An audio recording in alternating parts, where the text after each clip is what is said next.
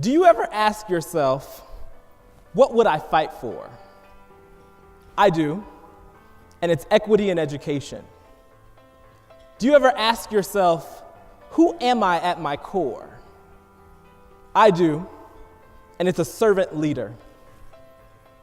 I am humbled to be here today to say thank you, to advocate for ACE's work providing opportunities for students, to show you how I have come full circle, and to further shed light on the need for educational equity. I am honored and proud to be one of the first ACE scholars and now contributing board member as a part of the class of 2000. I'm ecstatic to be here to illustrate and bring to life the positive ripple effect ACE and quality education has had on my life and will continue to have on the lives of the 13,000 students I serve through my work every year.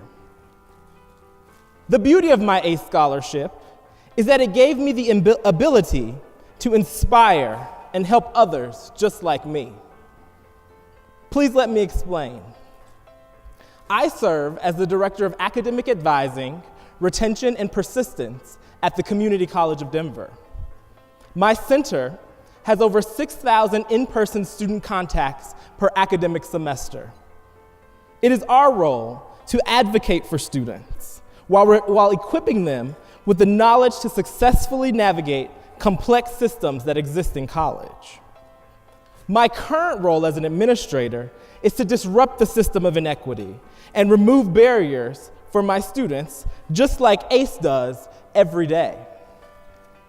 Some interesting facts to note. Over 60% of my students are first generation.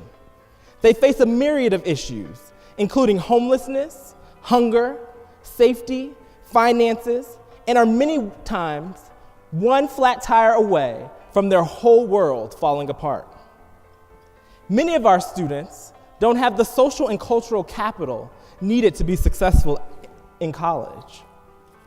The main issue is that students do not have the financial means necessary to be successful. Again, just like all ACE students.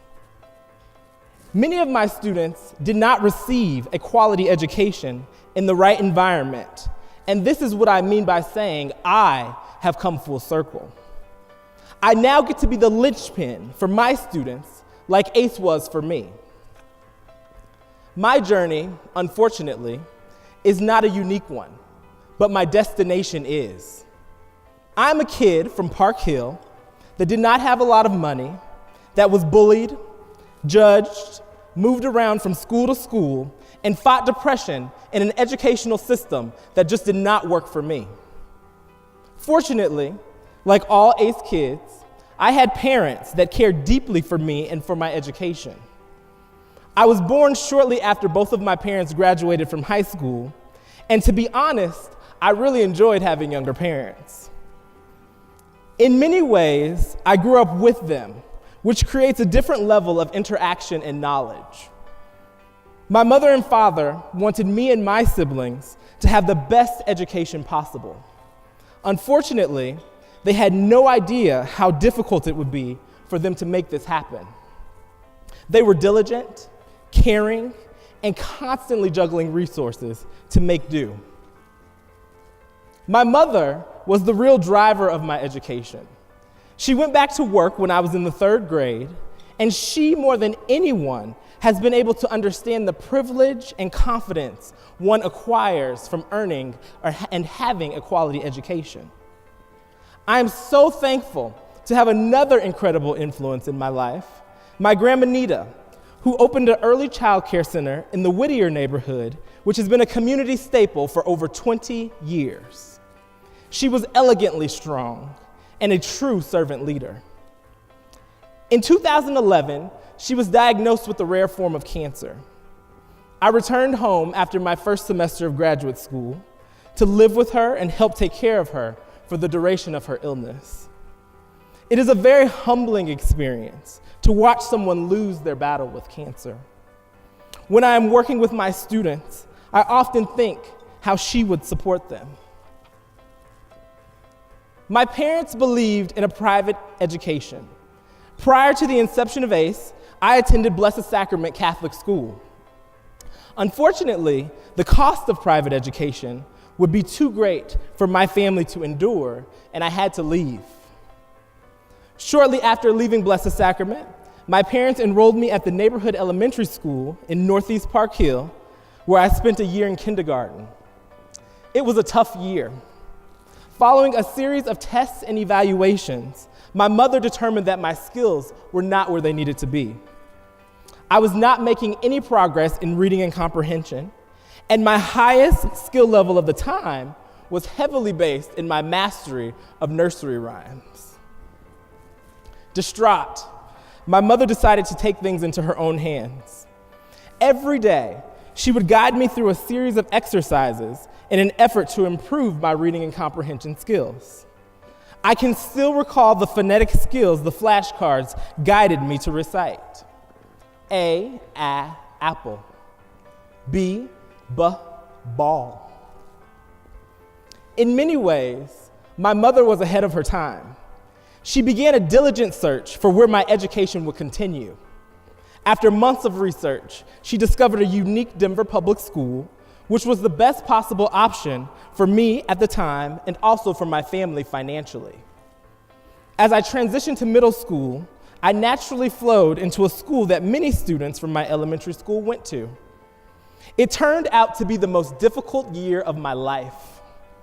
I was bullied, judged, and wasn't getting what I needed academically.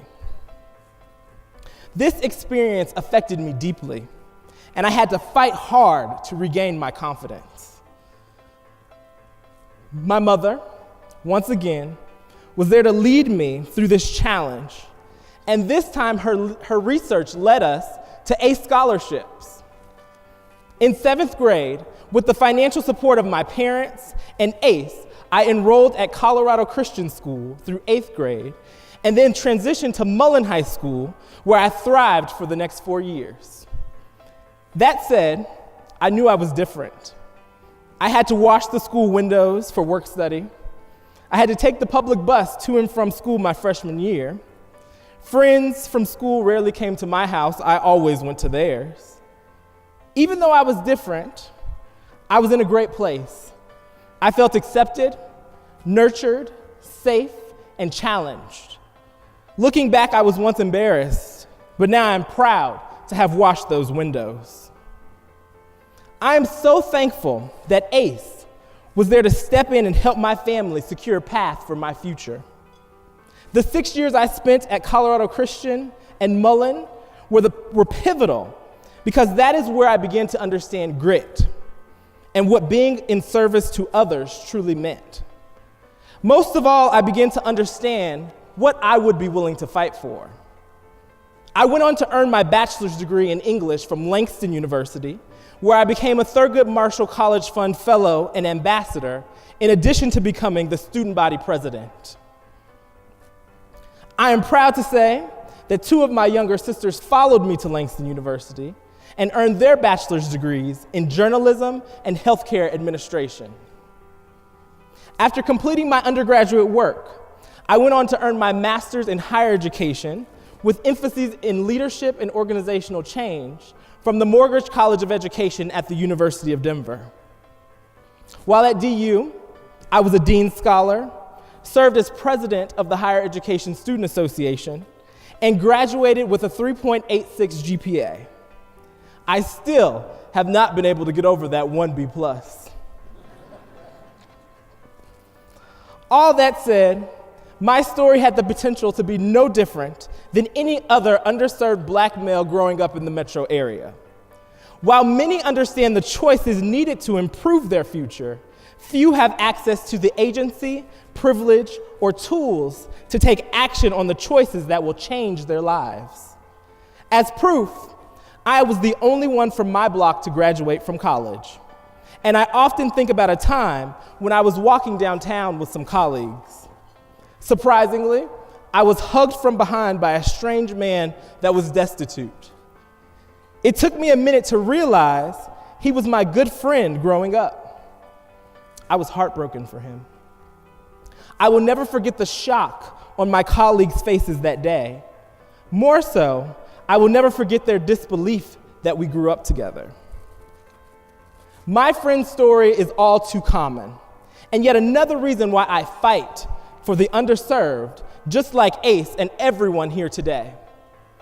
Going forward, I promise I will take the lessons learned from my daily work, from my hardships and successes, from my parents' grit, from my grandmother's example of servant leadership, from the gift of a quality education, and continue to build support programs to scale for underserved students just like me, one of your first ACE scholars. The author Burton Braley wrote, "If you want a thing bad enough to go out and fight for it, work day and night for it, give up your time, your peace, and your sleep for it. If only desire of it makes you quite mad enough never to tire of it, makes you hold all other things tawdry and cheap for it. If life seems all empty and useless without it, and all that you scheme and you dream is about it, if gladly you'll sweat for it, fret for it, plan for it, lose all your terror of devil or man for it, if you'll simply go after that thing that you want with all your capacity, strength and sagacity, faith, hope, confidence, and stern pertinacity, if neither cold poverty, famished and gaunt, nor sickness nor pain of body or brain can turn you away from that thing that you want, if dogged and grim you besiege and beset it, you'll get it." The theme of service has been a constant throughout my life. I understand and embrace the responsibility I have to make and leave things better for those that come after me. Education is the tool I am using to make the world a better place, one student at a time.